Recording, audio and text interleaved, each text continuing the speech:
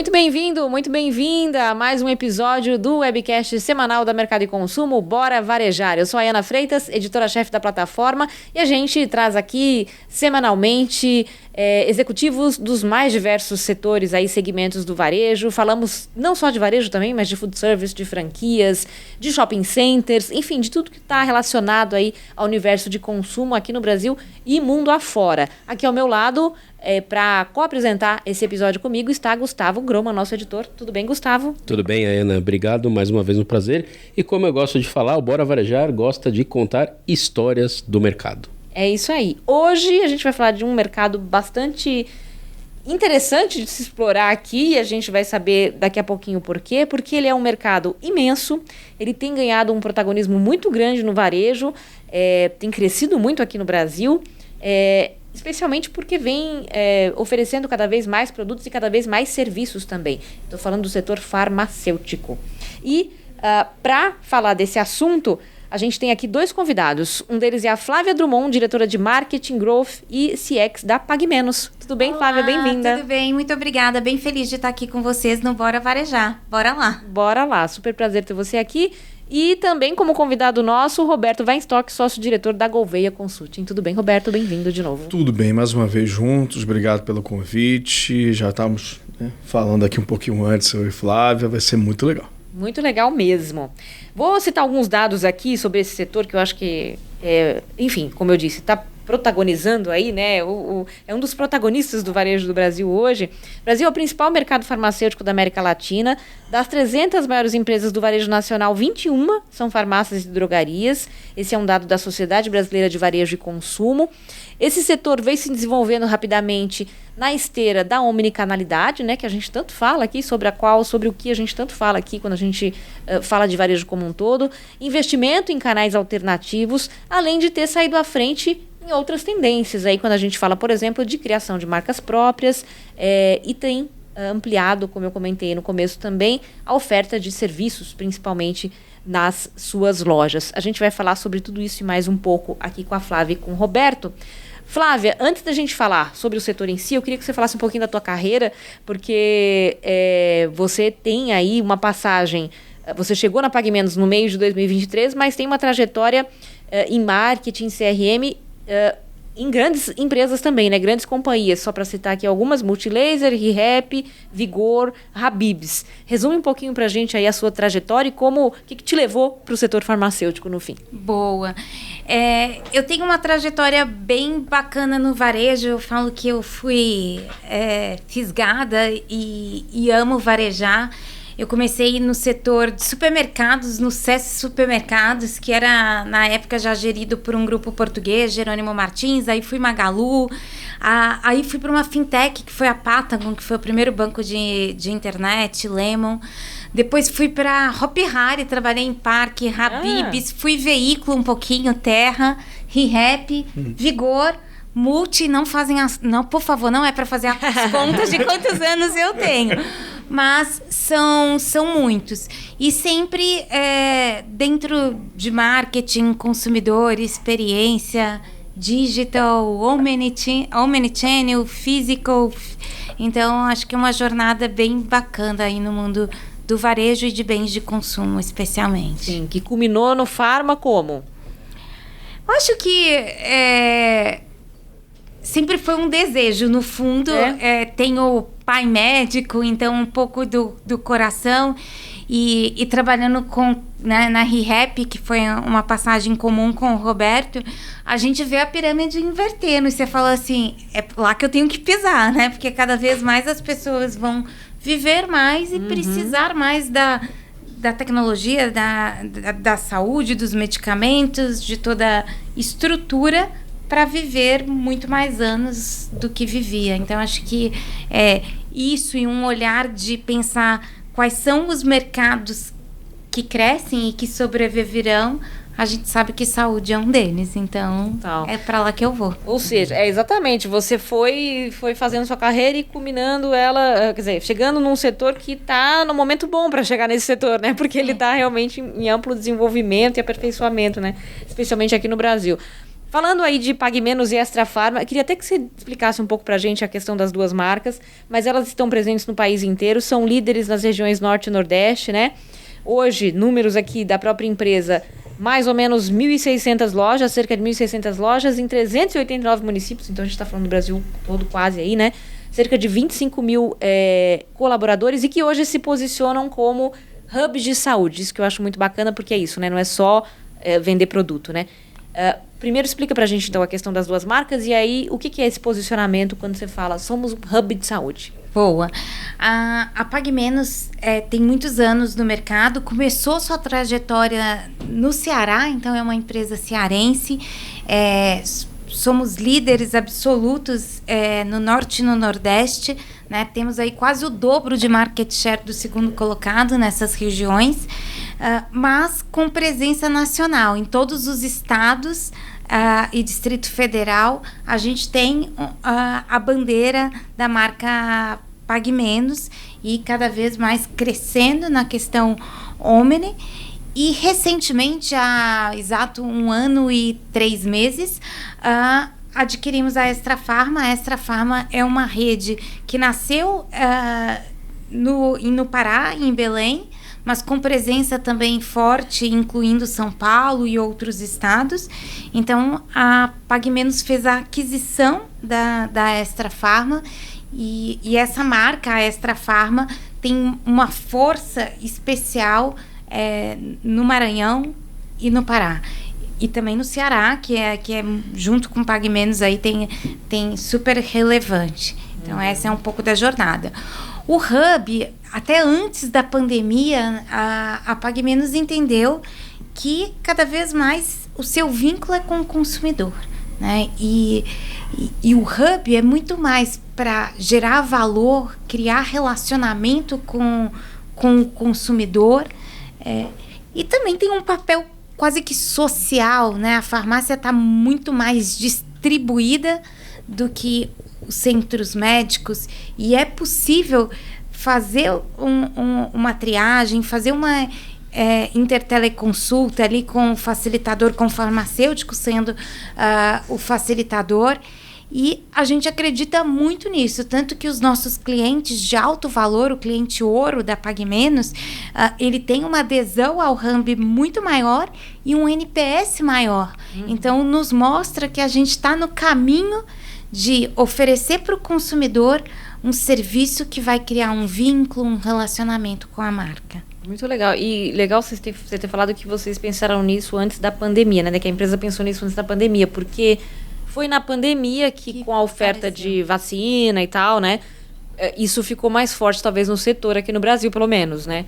Sim, acho que já existiam alguns serviços e recentemente também foram autorizados os testes rápidos, ampliando ainda mais, mas o consumidor, né, na questão de exames, e hoje a gente tem uma gama enorme de exames que são ofertados, vacinas, a interteleconsulta, a biopendância, e acho que a pandemia abriu essa porta para o consumidor ver ali uma alternativa de local mais fácil, mais rápido. Sim, do lado de casa, às vezes, né? Exato, muito conveniente, exatamente, que isso tem a ver com o que você falou aí de, às vezes, muito mais acessível do que um centro médico, do que uma clínica, né? Enfim, muito na mão do cliente. Roberto, a gente vê hoje o varejo indo muito nesse caminho, né? De ir muito além de uma loja vendendo produto, e a gente está vendo o exemplo aqui do setor farma com a Pague Menos. Como que tem sido essa trajetória aí no varejo como um todo aqui no Brasil, especificamente no setor farma, até comparando de repente com outros países que já têm mais essa questão do serviço, né, embutida no varejo? A gente tem um movimento que não é de agora, pelo menos é uma discussão de mais de 10 anos para cá, que é o One Stop Shop Solution, né? Ou seja, que a solução da experiência ela aconteça toda num único lugar. E, logicamente, se falar das grandes metrópoles, pela dificuldade de locomoção e tal, ou para aproveitar aquele momento transacional, aquele interesse do cliente e aumentar o spend dele, ou seja, ele aumentar o share of life, ou seja, fazer mais parte da vida dele naquele momento que ele para ali na minha loja. E esse conceito ele é interessante porque ele traz outros. O que a gente vê, por exemplo, nas grandes varejos se tornando ecossistemas de negócio, por exemplo, Então, quando a Flávia traz o ponto do hub de saúde, acaba, para mim, trazendo o conceito de negócio, um ecossistema de saúde. Então, tudo que se refere ao contexto saúde, ela tem um viés que ela pode atuar. Então, pode ir desde de um saúde para um lado, vou dar um exemplo aqui, cuidados da pele, aí eu coloco alguém dando cuidados com a pele, até outro que pode dar vacina, ou seja, se eu tenho medicamento ali, eu tenho uma pessoa com uma demanda, o que eu posso oferecer a mais para ela? Então, esse conceito que, na verdade, foi uma etapa, foi um passo que a gente deu. Parou aquela visão somente do varejo, eu vou lá, compro uma coisa aí e vou embora. Não. Sim. Você compra aqui e aí de uma forma muito lisa, sabe? Muito limpa o processo assim. Não, eu estou te facilitando para que você não precise ir em 2 ou 3 ou 4 lugares, resolva a sua vida aqui. Logicamente, cada país tem as suas regulamentações, então coisas que são possíveis de fazer, coisas que não. E a percepção do consumidor também. E um ponto importante que é a adequação do ambiente das lojas. E esse, aí eu já não sei quais são os desafios, mas eu entendo como um dos grandes desafios. Porque quando eu agrego, você vê loja a maioria das vezes, eu conheço algumas lojas a Pague Menos, umas mais espaçosas, outras mais apertadas e tal. Quando eu falo de serviço, eu demando uma outra dinâmica de loja. Então eu preciso adequar isso. Então precisa estar bem no plano da estratégia da empresa. Se eu quero de fato criar um ecossistema de saúde, eu vou ter que preparar minha loja para esse momento. E o que você vem vendo é assim, aumentando os pontos de venda, e aí logicamente se ele é pequeno eu não consigo vender todos os serviços, e você vem vendo outro fenômeno, farmácias maiores, elas vêm aumentando seus tamanhos, essas sim possivelmente para absorver outros serviços. Então uma pequena vai oferecer 3, 4, 5, o outro vai oferecer 10, 15, 20, porque ele tem tamanho e estrutura para isso. Eu fui outro dia num concorrente, gente, eu fiquei impressionado, é quase o tamanho de um mercado o ponto de venda deles. Então eu vejo muito essa tendência que veio do conceito de um one-stop shop, que reverberou, no caso, para o varejo como ecossistema de negócios, e particular para o caso da Pague Menos como ecossistema de saúde. O que for possível fazer, se eu estivesse no lugar dela, eu faria. Até onde vai o limiar? O modelo dá para oferecer, ele é rentável, tem espaço e o consumidor quer, por que não? Não, eu ia perguntar para a Flávia, como é que é, Roberto está trazendo essas questões, principalmente do tamanho de loja, né? Mas pensando nessas regulamentações e tal, porque assim, eu não tenho dados aqui, mas o que eu puxo pela cabeça é que eu já vivi momentos em que tal coisa era proibido nas lojas de farmácia. Aí tal coisa volta a ser permitido. Aí e até comprando com outros países, né? Então, mas essa nos Estados Unidos, por exemplo, farmácia é praticamente um supermercado. Sei lá, é um mercadinho de bairro. Vamos chamar de instabilidade assim nas regras. Sim. Deixa esse planejamento de loja, de tamanho e de estrutura complicado também, né? Então, como é que vocês lidam com isso, Flávia? Primeiro falando aí que além do serviço a gente falou de sortimento, né? A Pague Menos tem um sortimento amplo, até se comparado aos concorrentes, como o Roberto citou. O core do negócio é saúde. Então, ainda a despeito, mesmo nos Estados Unidos, onde você tem uma jornada muito mais completa e de conveniência, o que leva o consumidor principalmente são cuidados com a saúde. Né? A gente brinca que tem tudo para sua saúde, até remédio. Então, de alguma maneira, o consumidor está preocupado. Espaço físico é um ponto. Hoje, mais de 1.000 lojas têm o espaço ali do Clinic Pharma para atender o cliente, e essa é o nosso olhar. Então, o Hub é um dos pilares estratégicos da companhia no planejamento de longo prazo. Então, quando a expansão olha para um ponto, precisamos de um espaço estratégico para fazer o atendimento e ampliar, como ele disse, né? Cuidado com a pele é algo que a gente está olhando para tudo que é saúde, bem-estar. Então, sim, a gente vê isso como cada vez mais criar o one-stop shop. E não só o one-stop shop, a gente brinca que a gente também quer ser o pit stop, dar a sua paradinha ali para cuidar da saúde, para qualquer coisa que você precise, né? Seja para cuidar dos seus cabelos, do seu corpo, da sua mente, passa que a gente tem. Então, eu comentei desse da pele, porque eu acho muito interessante você entrar na farmácia, às vezes tem um espaço grande para dermocosméticos de todos os tipos, e não são itens baratos, né? Às vezes, um creme é R$200, R$300. Eu falei, gente, por que não tem uma promotora aqui? Se os itens são caros, né? Na minha cabeça, eu falei, talvez eu não conheço, né? Minha esposa já sabe, esse creme faz isso, aquilo. Mas por que não tem uma promotora falando, né? Do tipo, poxa, eu estou vendendo um produto de R$200, um creme de 300, de 100 e tal. Eu sinto falta disso. Eu vejo, às vezes, um investimento de espaço, mas eu sinto falta do que a gente vê muitas vezes no supermercado, né? Que tem alguém oferecendo alguma coisa, não tem a parte ali do vinho, alguém servindo o vinho, porque não tem alguém fazendo alguma tratativa sobre aqueles produtos. Mesmo assim, imagino que é uma área movimentada. Falando por mim aqui como consumidor. E a gente tem, a Pague Menos já tem historicamente, agora vai crescer nessa estrutura, né, chegando novos talentos, as consultoras de dermocosméticas. Opa. E eles fazem um encontro. A gente tinha combinado. Brincadeira, não sabia.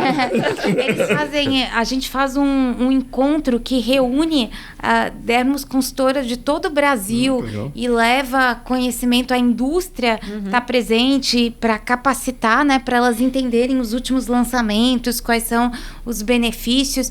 E não tem em todas as lojas, talvez por isso que você não conheça, mas também, né, dentro do Hub é algo que a gente quer ampliar e ver muito valor em oferecer ser esse facilitador para o consumidor, né? Uma consultoria, assim, que às vezes tem muitas dúvidas, né? De quais produtos usar, quais os steps.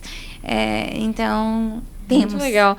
E o Roberto falou dessa questão da omnicanalidade, né? Que a gente fala aí de permitir que o consumidor possa comprar o que ele quer, onde ele quer, receber também da forma que ele quer, enfim, né? O que vocês têm feito para aperfeiçoar essa jornada que já é vista, né, na Pague Menos? Como é que vocês estão aperfeiçoando esse caminho aí? Cada vez mais entendendo essa jornada do consumidor, que às vezes começa no digital, termina na loja física, a gente cada vez mais vê isso.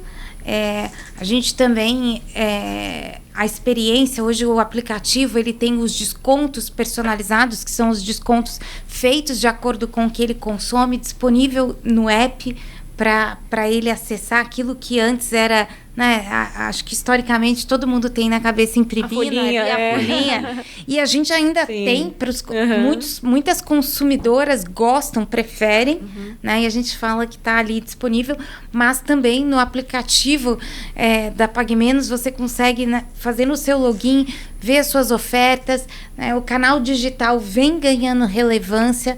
Para os nossos clientes ouro, que são os clientes de alto valor, a gente já tem aí 35% deles que são omnichannel.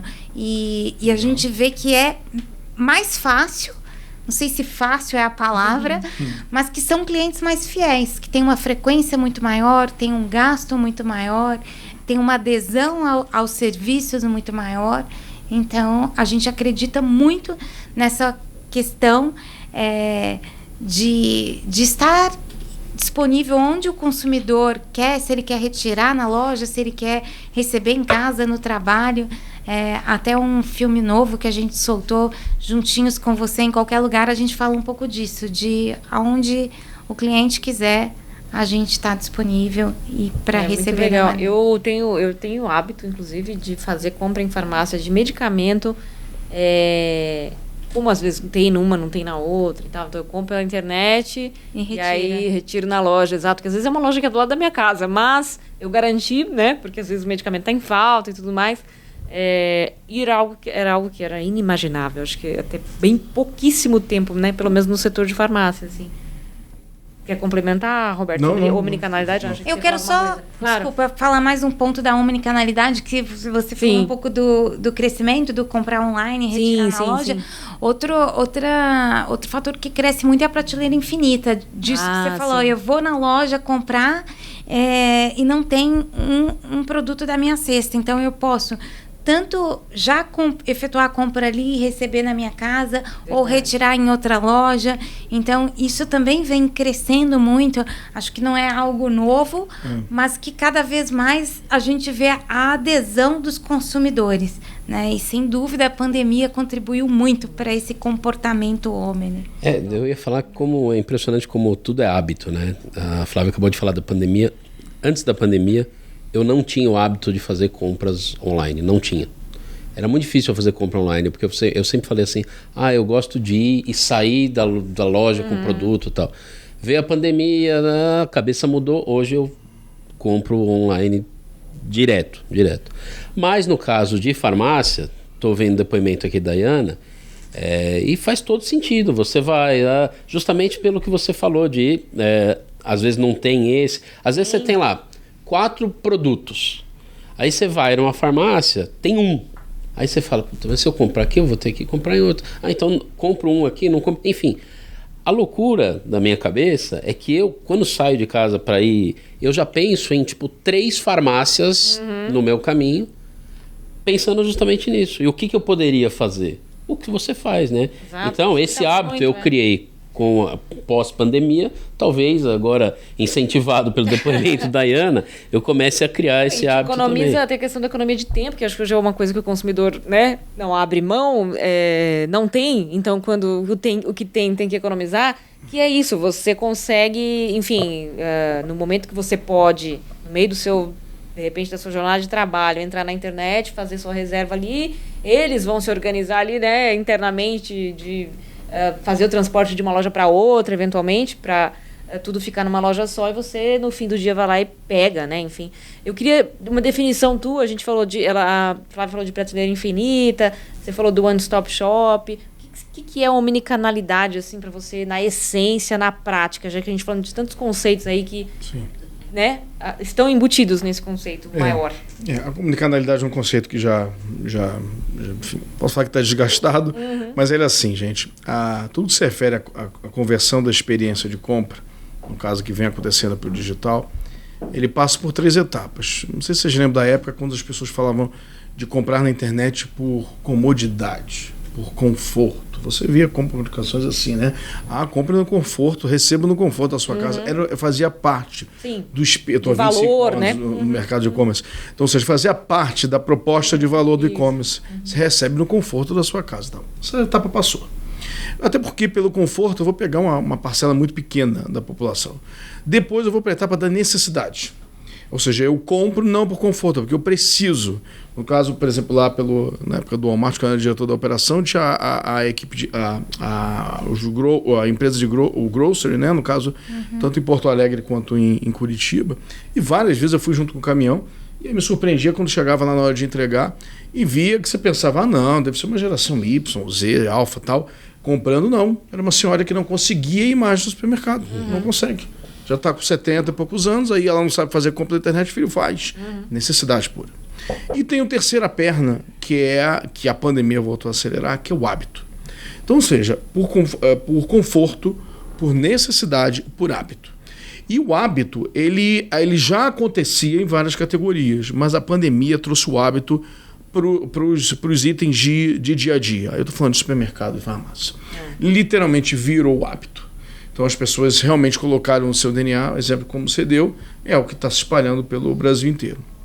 Então, a omnicanalidade nada mais é do que tornar concreto o que era hábito. Então, se eu tinha uma operação até então, se o meu segmento já é de hábito do consumidor, eu acabo acelerando essa integração de canais, porque entrou no hábito dele. Então, ele tem uma expectativa quase que orgânica, natural, que aconteça, ou seja, tem que atender. O da farmácia, antes da pandemia, não tinha. Nem o supermercado, não estava no seu hábito. Você comprava isso porque não tinha tempo. Mas, ou seja, também se o serviço não fosse maravilhoso, se não tivesse integração, ok para você. Você entendia que era a sua necessidade, não era aquele varejo que tinha que oferecer. Agora não, a barra subiu. Então, não é mais uma escolha para a Flávia e para Pague Menos, vamos priorizar ou não, porque entrou no hábito. E entrando no hábito, o papel, no caso, mais efetivo que eles podem fazer é entendendo, quando eu falo de omnicanalidade, estou falando de uma série de iniciativas, né? Uma série de iniciativas baseadas numa integração de canais, seja integração tecnológica, operacional, até cultural, né? Às vezes uma equipe do digital não se conversa com uma equipe física. Eu lembro lá na ReHap, a gente teve uma experiência muito interessante quanto a isso, que na época eu estava lá como diretor de e-commerce, aí eu combinei com o Carlos Fernandes, que era o diretor das lojas, ele falou, ele que comunicava as ações do digital. O próprio diretor das lojas comunicava para eles a iniciativa do digital, porque falou, eu sou uma pessoa estranha, eu não sou o chefe deles. Então que seja para comunicar para as lojas, que seja o próprio diretor de operações. Então esse era um movimento de intenção cultural. Omnicanalidade, mas o efeito cultural. Então, mapear dentro desse segmento, dentro desse movimento, quais são as iniciativas que têm mais aderência, a aderência que eu falo que é de conversão, porque seria péssimo, né? Você faz um esforço enorme para implementar uma coisa e a coisa não vinga. Então tem que fazer um trabalho prévio e ver o que tem mais aderência financeira também. Olha, esse modelo é perfeito, né, gente? Mas não para de pé. Então, ou seja, isso aí vai durar um ano, que a gente vai ter que fechar daqui a pouco esses serviços que vocês estão provendo. Então, adequando essas iniciativas ao hábito do consumidor, porque certamente se eu vou falar, então, essas 15 iniciativas, vocês fazem a 15? Vai falar, não, Roberto, a gente faz essas 7 aqui. Por que faz essas 7? Porque a gente fez uma pesquisa interna, porque tivemos entendimento que essas têm mais a ver. Então, a omnicanalidade, por isso que eu fiz essa introdução, não dá para ser que vai lá dentro. Sim. Não existe isso. E não existe Ctrl-C, Ctrl-V. Não, é só fazer o que os outros estão fazendo, porque aqui ele entrega em casa e vai na loja, que é só cruzar os canais lá. Não dá. Porque coloca um totem, porque... Não sei, o negócio da PagMenos é existem outros e tal. Então é algo que, de fato, precisa entender a realidade das empresas e se está no nível do hábito para o consumidor, pronto. É um cheiro já bem latente de que você precisa fazer Fala, isso. Flávia. Eu queria só complementar um ponto muito importante. A gente que viveu essa transformação, né, de um varejo que era físico para um varejo que se torna omnichannel, que eu acho que é um pouco mais complexo do que empresas que já nasceram nessa jornada digital, e que o Roberto colocou é cultura. Né? A cultura dos colaboradores, porque as pessoas tendem a superestimar o curto prazo e subestimar o longo prazo. E tem ali no operador de loja, principalmente na transição, uma preocupação. E algo bem bacana que a gente fez é que os gerentes de loja são gerentes de operações e digital. Então, eles são responsáveis pela experiência de digital, e a venda de digital conta na meta da loja deles, quando sai do CD, então, como realizado. Então, acho que isso é realmente colocar o time como promotor dessa mudança e facilitador dessa integração para o consumidor. Muito legal. Daqui a pouquinho a gente vai falar um pouco mais sobre integração de canais e essa questão cultural, também queria voltar um pouco nesse assunto, mas a gente vai fazer um breve intervalinho aqui no Bora Varejar, rapidinho. Não perca, fique aí que daqui a pouquinho a gente volta. Esse episódio do Bora Varejar tem o patrocínio de TOTUS, a maior empresa de tecnologia do Brasil.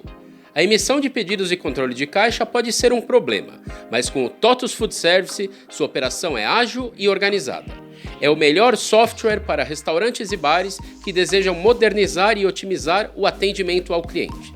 Com o TOTUS Food Service, a gestão do seu estabelecimento pode ser feita de qualquer lugar, com um sistema que roda 100% em nuvem. Para saber mais, acesse totus.com/foodservice, totus.com/foodservice.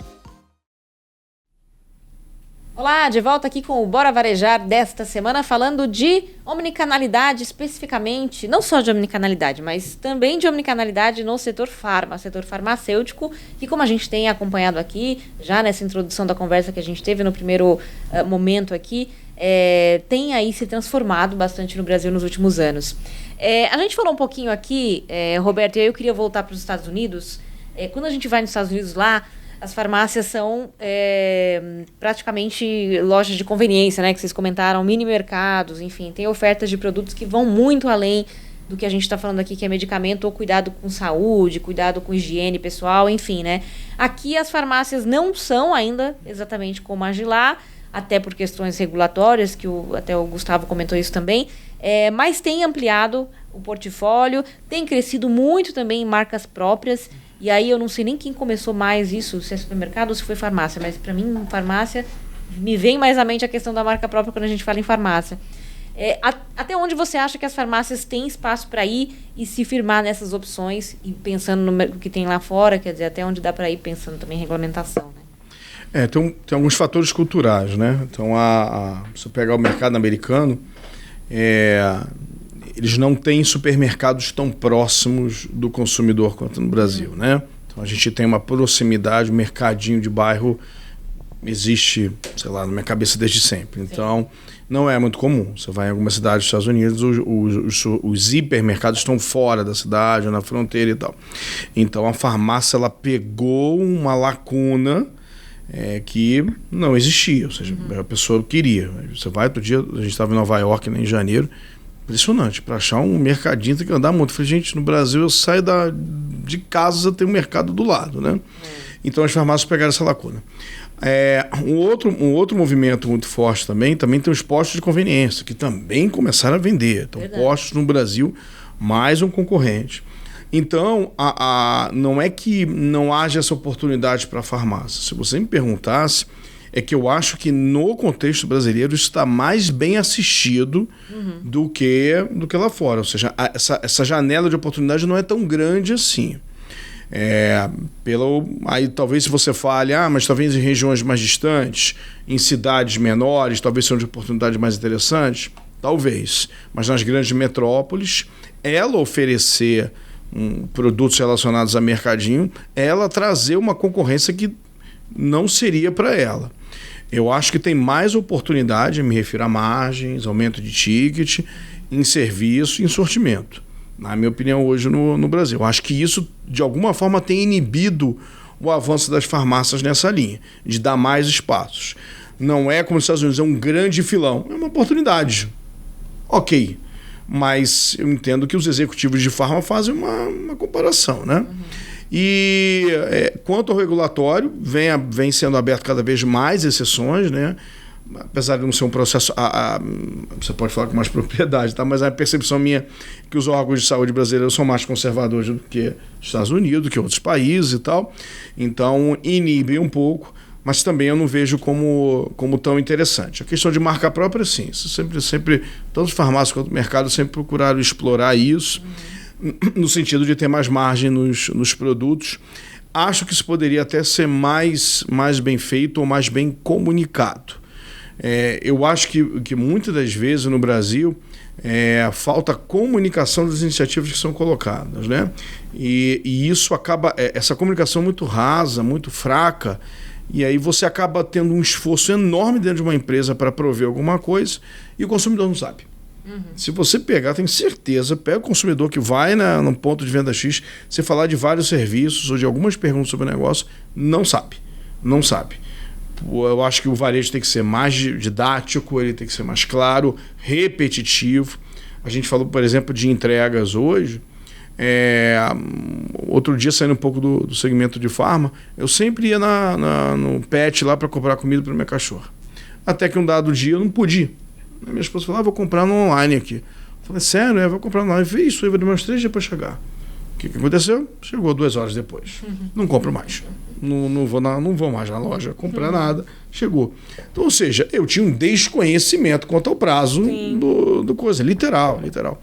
E várias coisas devem ter hoje nas farmácias, eu acho que acabam sendo mal comunicadas.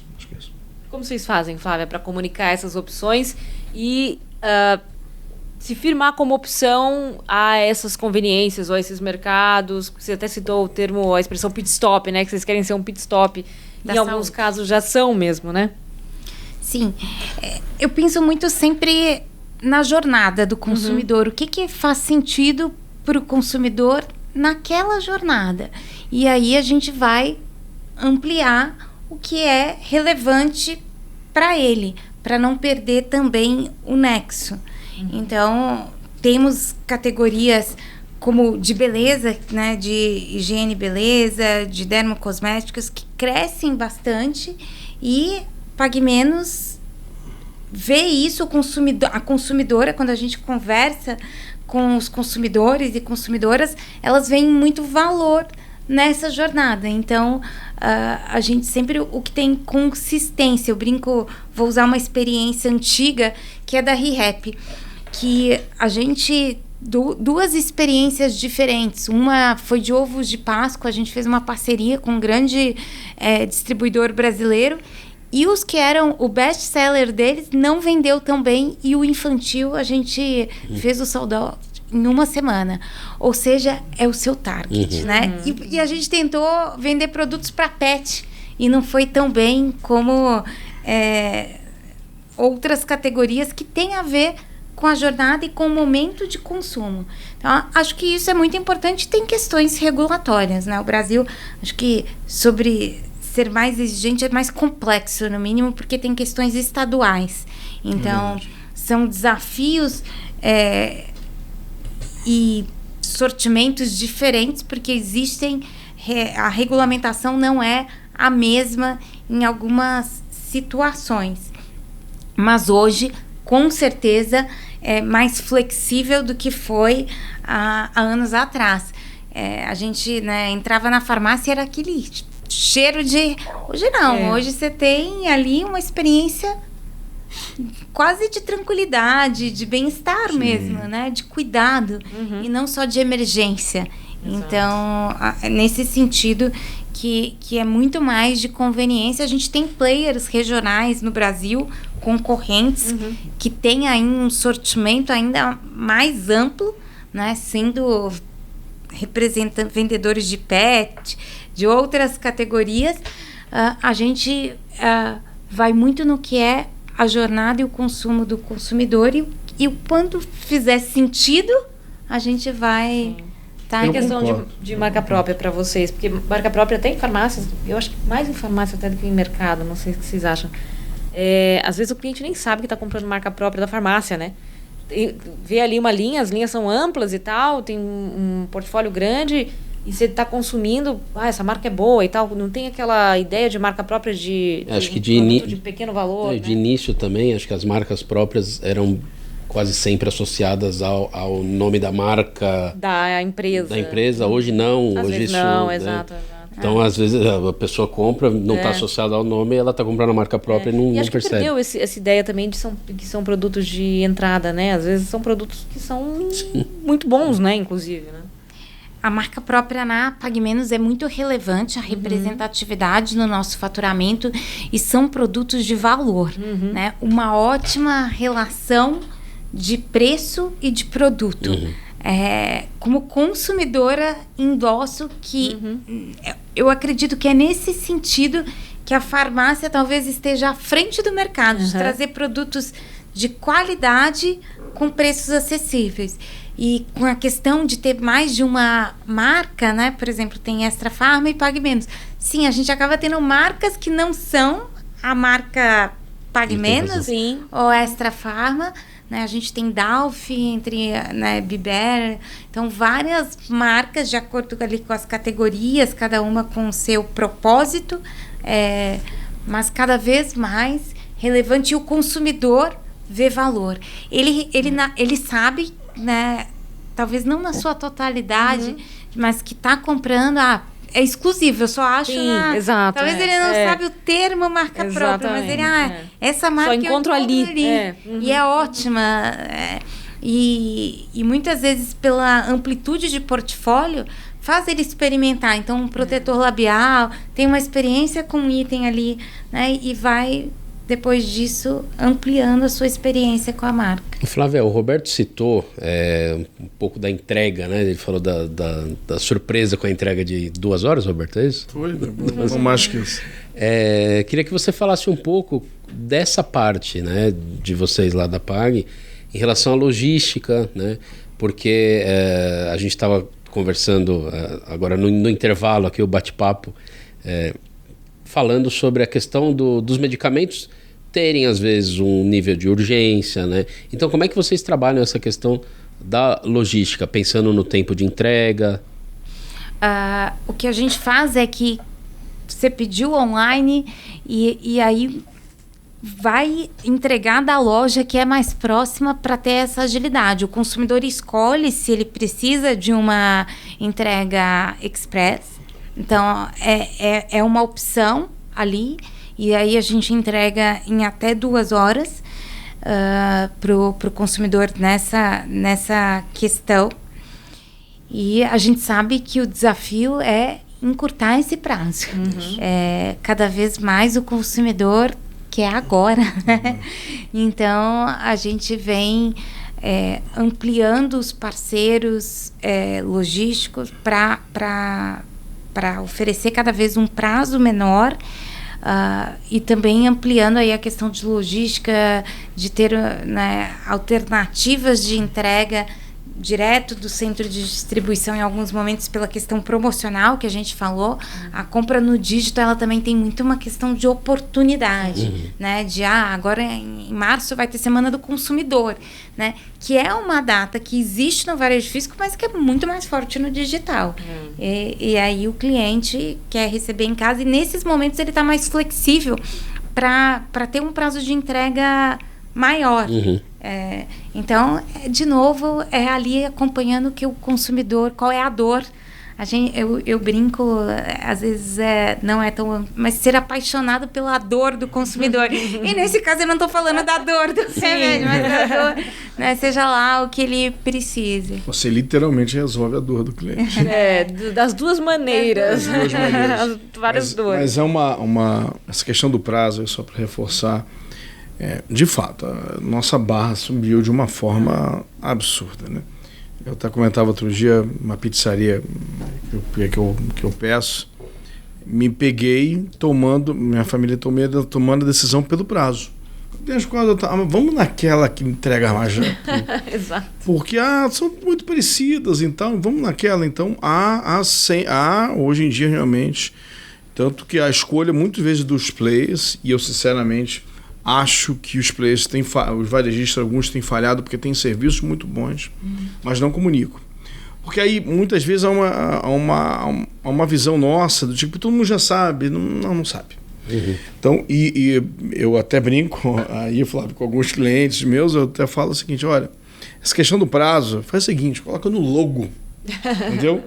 Pague menos 2 horas, sabe? Então é quase como que ele dissesse, é tão importante para mim contar isso, então pague menos 2 horas.com.br. Muda até o endereço para ver se fica martelado na mente do consumidor, dado a relevância que isso ganhou nos últimos tempos.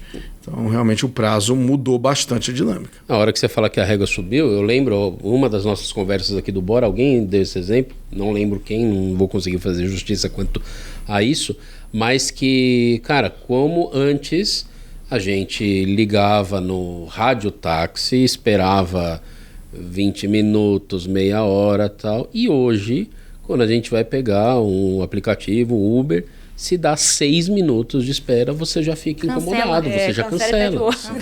Que absurdo, então, 6 minutos. A régua subiu mesmo. É porque os 6 minutos do Uber é uns 12, né? Dependendo, é mesmo. A Pague Menos, a gente falou aqui bastante de omnicanalidade, de canais alternativos e tal. Eu queria falar mais até da questão de marketing,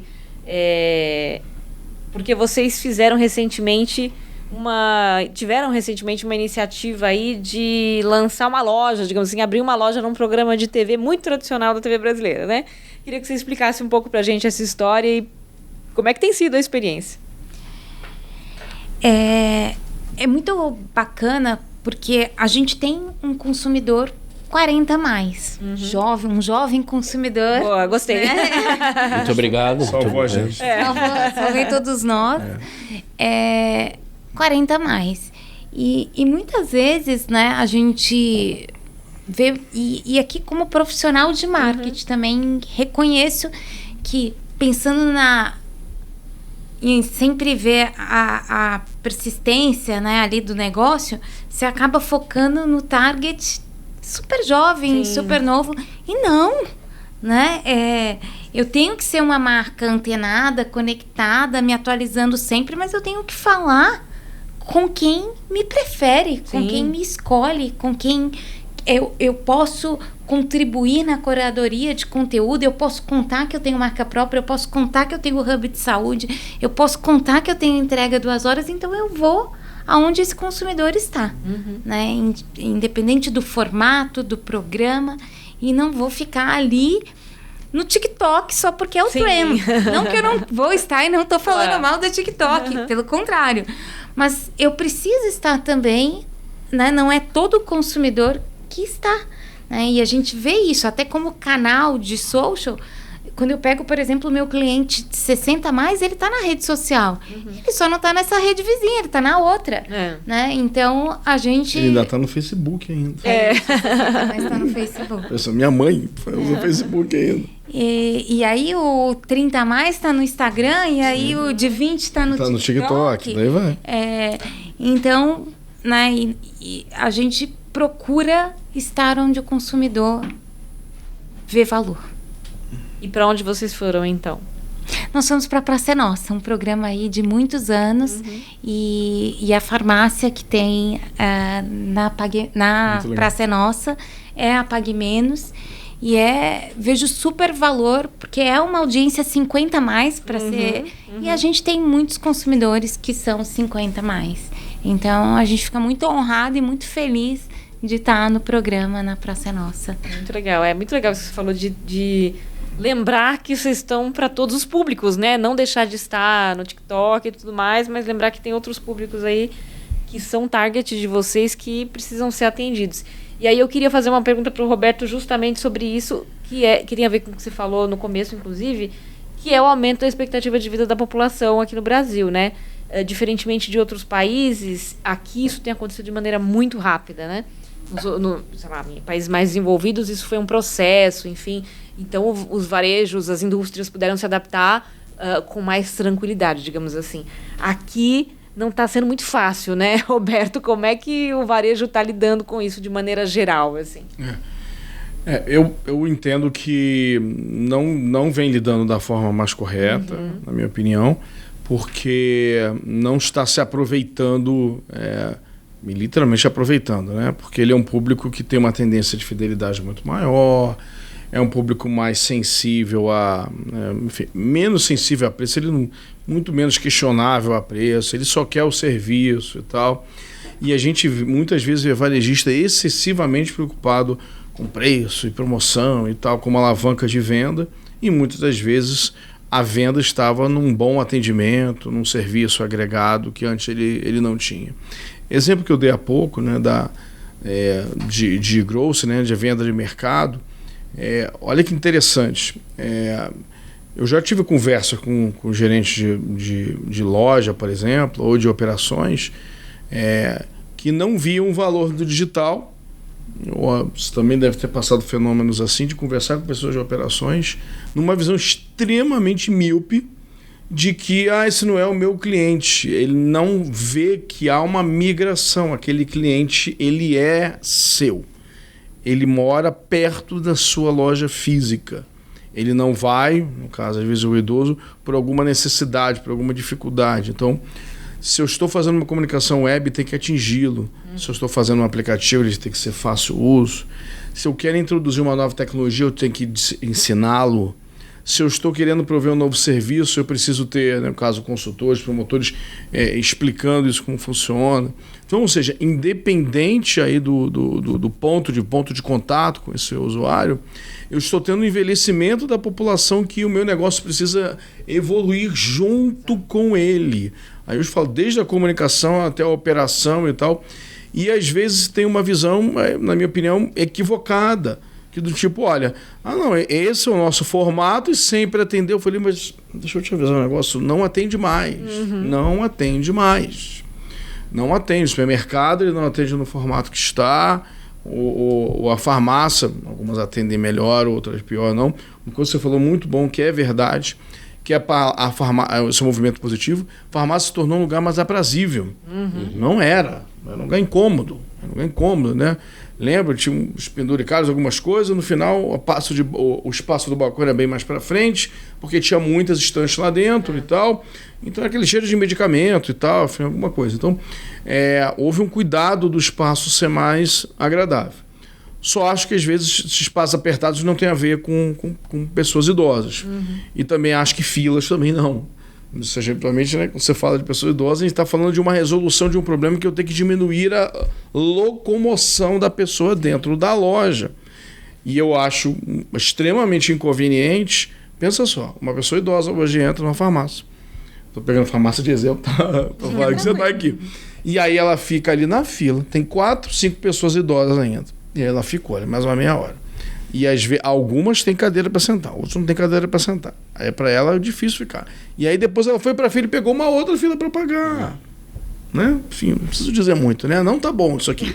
Né? Então, tipo, eu preciso eliminar esse excesso de fila, que eu estou falando de uma pessoa com 70 anos ficando em pé num ambiente 40 minutos, e ela já demorou uns 40 minutos para chegar ali.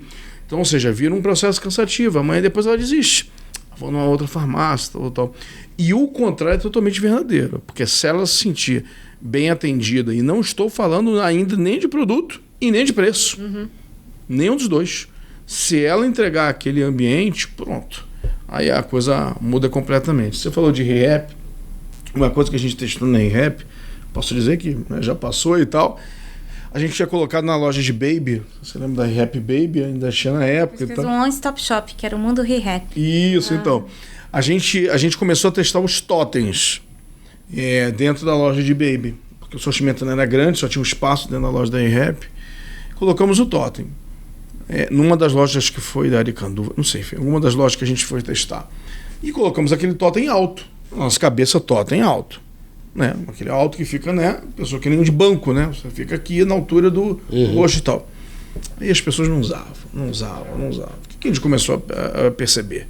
Bebê, ou a mulher está grávida, ou está indo com outras crianças, ou seja, eventualmente ela vai ficar ali parada num totem alto. Não vai. Aí o que a gente fez? A gente trocou o totem para baixo, refez o totem, ele ficou na beira e tinha uma poltrona na frente. Aí ela vai sentar. Perfeito, Aí a gerente da loja fala, agora melhorou bastante. Porque elas sentam aqui, porque pensa só, no site de internet, você clica, aí carrega a página. Aí você vai e clica em outro. Pronto, a mulher já está cansada já, né? Porque ela está grávida, ou ela está com outras crianças junto, a criança que corre, aquele totem lá. Então o melhor, facilitador melhor seria, ou que fosse móvel, aí acho que depois eles partiram para o móvel, não sei porquê, não sei se isso aconteceu, e tivesse locais onde pudesse sentar. Pronto, é uma iniciativa omnicanal, mas eu entendi o contexto. Exato. E aí entendi esse movimento do consumidor também. Checkout? Vamos nela. Checkout, a gente... Nossos espectadores já sabem. O Roberto, que é um velho conhecido aqui da casa, já sabe também. A Flávia já foi alertada, mas alertando agora com o público. É um momento final, né, que a gente pede para os nossos convidados olharem para a câmera da verdade e dar o seu recado final para a nossa audiência. Que aí, o que vai ser o recado final, aí é com vocês. Mulheres primeiro. Bora lá. Não, o meu recado é, primeiro, que o varejo tem uma coisa maravilhosa, que é trabalhar direto com pessoas, seja por meio, seja através da tecnologia ou no contato direto, e daí toda a riqueza que isso traz de dados, né, e de aprendizado. Aproveitem disso. A segunda coisa é que o varejo permite testar. Então, diferente da indústria, que é muito moroso, você não consegue desenvolver um produto, implementar, distribuir, o varejo te permite isso. Mesmo quando é desenvolvimento de produto, testar mais fácil, e aprimorando, né, e fatiando. Então, testem. E o segundo, use e abuse da tecnologia sem medo, né? Melhorando, eu acho que o desafio, Roberto falou, o desafio de toda pessoa, do varejista, é sempre reduzir atrito. Mas a gente não pode impedir o motor 2 de pensar em coisas que são futuras, porque você ainda tem correções ali para fazer no motor 1. Então, andando quase que ao mesmo tempo, né? Você tem que pensar no futuro e cuidar da venda de hoje. E no varejo isso é tão bacana de se ver e de se fazer. Acho que em outras indústrias também, mas o varejo tem essa dinâmica que nos permite inovar todos os dias. Então, aproveitem disso. Agradecer, né, mais uma vez, Flávia, foi espetacular. Interessante, dentro das suas responsabilidades, tem uma responsabilidade de growth. Então, vou falar um pouco de growth, que é um buzzword, né, que vem usado, sendo cada vez mais usado na área de marketing. E a melhor forma de você manter growth, né, na tradução literal, o crescimento do seu negócio, é aproximando ele cada vez mais do desejo do cliente. A gente falou há pouco sobre conforto, necessidade e hábito.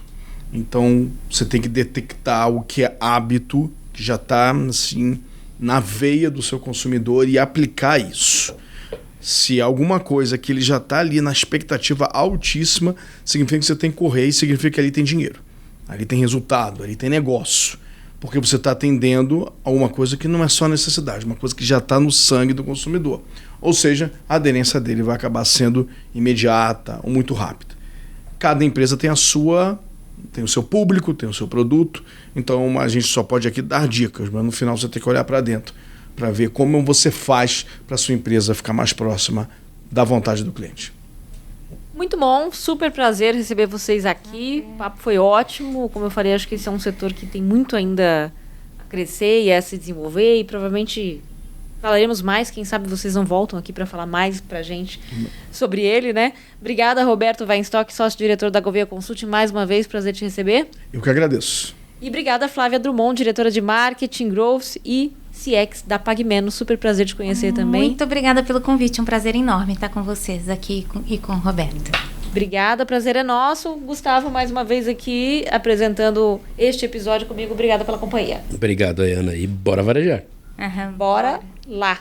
E a gente continua aí semanalmente com episódios novos, inéditos do Bora Varejar e diariamente, a todo momento, a todo minuto, com notícias fresquinhas para você no portal mercadodeconsumo.com.br.